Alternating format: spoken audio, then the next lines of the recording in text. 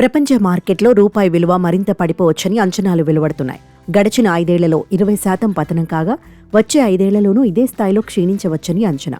అంతర్జాతీయ ద్రవ్య మార్కెట్లో డాలర్ రూపాయి మారకం విలువ అమాంతం పడిపోవడంతో దేశ ఆర్థిక వ్యవస్థపై ప్రతికూల ప్రభావం పడనుంది. డాలర్తో పోలిస్తే భారత రూపాయి విలువ 85 రూపాయలకు దిగువకు పడిపోయింది. ఇది రూపాయి చరిత్రలోనే అత్యంత కనిష్ట విలువ. 2030 నాటికి అంతర్జాతీయ ద్రవ్య మార్కెట్లో డాలర్తో రూపాయి మారకం విలువ 100కు పడిపోవచ్చని దిక్వింట్ ఓ కథనంలో వెల్లడించింది. 2019లో డాలర్తో రూపాయి విలువ 70గా ఉంది.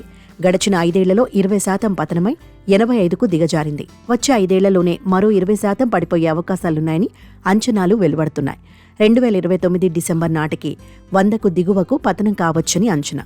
2025 డిసెంబర్ నాటికి 87 నుండి 88 మధ్య ఉండొచ్చని, 2027 నాటికి 95కు క్షీణించొచ్చని నిపుణులు అంచనా వేస్తున్నారు. 2029 నాటికి మూడోసారి మోడీ ప్రభుత్వ పదవీ కాలం పూర్తి కానుంది. డాలర్తో రూపాయి మారకం విలువ బలహీనంగా ఉండటంతో ఇప్పటికే వాణిజ్య లోటు అమాంతం పెరుగుతోంది. ఈ ఏడాది నవంబర్లో ఎగుమతులు తగ్గి దిగుమతులు ఎక్కువగా ఉండటంతో $37 బిలియన్ మించిపోయింది. రూపాయిపై ఒత్తిడితో ఏప్రిల్ నవంబర్ కాలంలో మొత్తం వాణిజ్యం లోటు $83 బిలియన్ నమోదైంది. ఈ ఏడాది తొలి 9 మాసాల్లో విదేశీ సంస్థాగత పెట్టుబడులు 1 లక్ష కోట్లు కాగా 1.6 లక్షల కోట్ల ఎస్పీఐలు తరలిపోయాయి. అమెరికా అధ్యక్షుడిగా డొనాల్డ్ ట్రంప్ గెలుపొందినప్పటి నుంచి డాలర్కు డిమాండ్ పెరగడంతో రూపాయిపై ఒత్తిడి నెలకొంది.